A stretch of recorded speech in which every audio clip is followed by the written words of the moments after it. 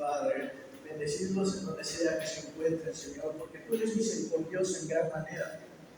Gracias, Señor, por tu gran amor, y así damos inicio, Padre, a tu palabra. Que sea tú, Señor, el que haga uso de tu boca y de mi voz, Señor Jesucristo. Gracias, Padre. Dios resiste a los soberbios y da gracia a los humildes.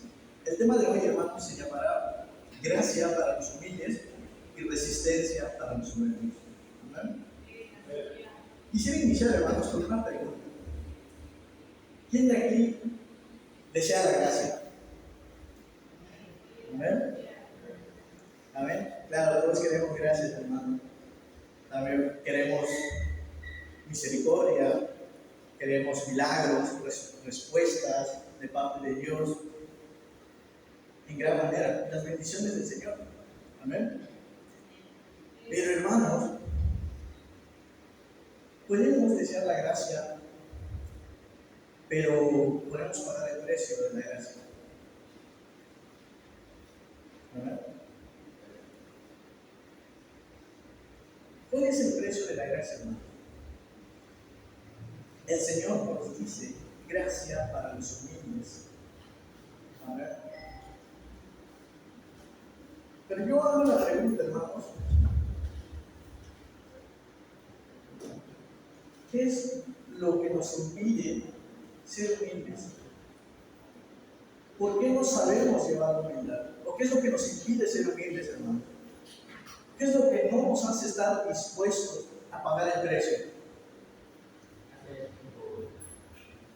La palabra del Señor nos dice que Dios resiste la soberbia.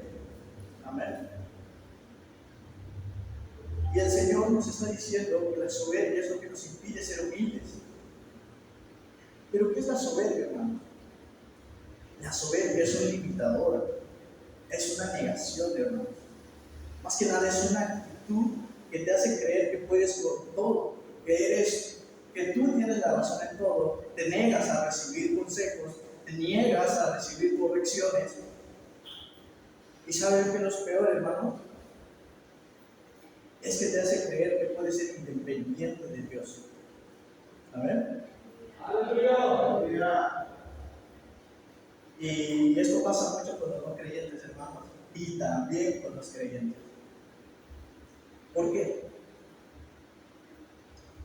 En Proverbios, me gustaría iniciar, hermanos, en Proverbios 16,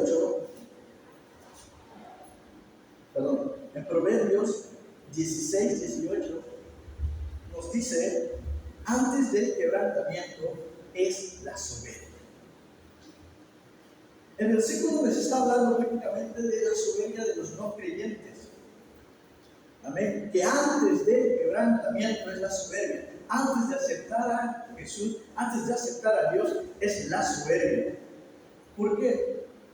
Yo quiero dar un ejemplo de mi vida en esta parte, hermanos. Cuando yo no creía en Dios, porque yo no nací en cuna en cuna de Dios, cuna de cristianos, sino que también tuve un proceso que Dios ha hecho en mi vida, y gracias a ello, pues, puedo igual servirme de mejor manera, creyendo de que realmente el Señor ha hecho una transformación en mi vida, por el cual este versículo dice el quebrantamiento, antes del quebrantamiento es la soberbia. Yo recuerdo, hermanos, cuando en mi vida, mis actividades del pasado, viviendo en el mundo, ¿verdad? Era esto, hermanos. Yo era un drogadicto, ¿verdad? Era un drogadicto alcohólico. Y yo como persona era un soberbio del montón, así, demasiado. ¿Por qué? Porque no quería recibir consejos de mis padres. E incluso Dios me llamaba y yo me negaba a él. Me corregía y yo me negaba a él.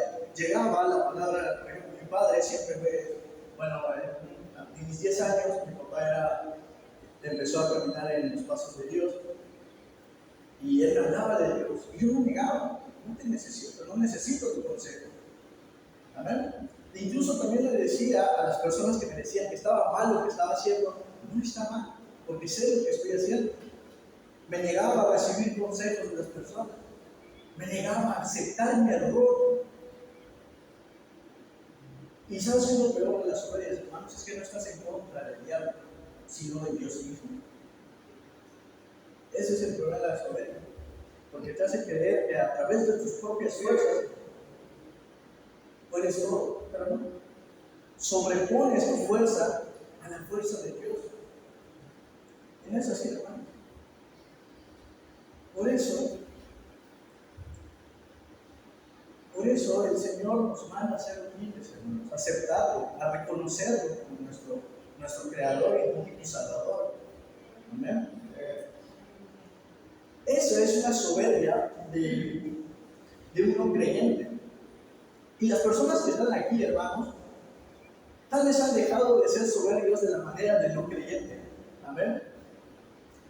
Incluso las personas que no están acá, probablemente están en un bar, en un antro, o tal vez en un punto en donde la gente se anda drogando, están metidos en la soberbia. Amén. Esto que no les impide creer en Dios, porque les puedo asegurar, hermanos, que las personas que están en el mundo les ha llegado la palabra. Amén. Y a mí me pasó muchas veces, el Señor me llamaba, pero no lo hacía. No le hacía caso, le ignoraba. ¿Por qué? Por la soberbia, ¿no? Por eso, el Señor nos dice que seamos humildes. ¿Y cuál es el ejemplo, hermanos, de la soberbia del no creyente? ¿Amén? En Juan 13:8 dice que Pedro le dijo a Jesús: no me lavarás los pies jamás. Amén.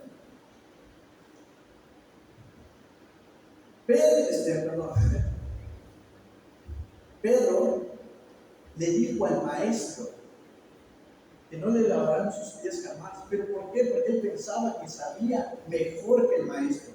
Pensaba que sabía mejor que Jesús. Amén. Y eso es parte de la soberbia, hermanos, el creer que sin Jesús o sin ser servicial podríamos tener la gracia. Pero no, hermanos. Y un ejemplo que le pasa a la mayoría de los creyentes, de los cristianos. Amén. Y de hecho, a mí me pasó y hace poco el Señor me reveló la respuesta a través de este mensaje. El decir, hermanos, te prometo no volver a pecar. Te prometo no volver a pecar. Y tú te preguntarás, pero ¿por qué, hermanos? Si eso es un compromiso que hago con Dios, ¿verdad? Pero así simple vista no se nota, hermanos, pero en realidad es como un acto de soberbia. ¿Por qué? Porque, hermanos, ¿por qué prometer algo que no podemos cumplir? El prometer que no podemos pecar, hermanos, es una promesa vana. Porque estamos sobreponiendo nuestras fuerzas antes de la fuerza de Dios. Estamos creyendo que con nuestras propias fuerzas podemos dejar el pecado. Y no, hermanos, estamos equivocados. Lo mismo yo pensaba, y hace unos días yo lo estaba pensando. Porque yo le decía al Padre: Señor, te prometo no volver a pecar, te prometo no fallar, te prometo no hacer eso. Mas no le decía: Señor, ayuda.